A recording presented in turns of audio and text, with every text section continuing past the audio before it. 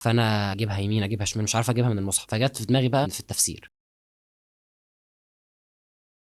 المواد طبيعتها مختلفة، في مواد حفظ، في مواد فهم، في مواد الاتنين على بعض. تعامل مع المواد ازاي، وايه بقى الطريقة بالنسبة لك اللي انت شايفها الطريقة الافضل للتعامل مع اختلاف المواد؟ اللي في حد بيحب يذاكر كتابة، في حد يحب يذاكر قراية، في حد يحب يذاكر سمع. الحتة دي احكي لي عنها شوية. انا كنت بحاول اجمع ما بين الحاجات دي، يعني ما كنتش بغير الكتاب اللي بقرا منه بذاكر منه، لان مثلا كنت في حاجات بحفظها بمكان الصفحه. في مثلا في امتحان القران احنا عندنا التفسير على كذا سوره، يعني فامتحان القران جه منه سوره ايه متشابهه فاختر، فانا اجيبها يمين اجيبها شمال مش عارف اجيبها من المصحف، فجت في دماغي بقى في التفسير. قعدت بقى في التفسير اقول دي في درس كذا دي في درس كذا، فجأة لحد ما جمعت مكان الايه الحمد لله طلعت صح يعني. الحمد لله. السماع بصراحه ما كانش ليا في السماع قوي، المواد اغلبها مواد الادب اغلبها حفظ، ماده زي الادب دي الماده حفظ ما فيهاش حاجه فهم، بس انا كنت بحفظ كل كلمه في الكتاب، يعني كنت بقول اللي يسمع لي اخويا بقى او اختي، ولو غلطت في حرف ردني. انا عارف انها طبعا مش تفرق في الامتحان وبتاع، بس والامتحان انت بيجي بتبقى اسهل من كده داخل بكتير. مطمن. بالظبط، انا خلاص لو جالي اي نقطه من الكتاب مش فارقه معايا.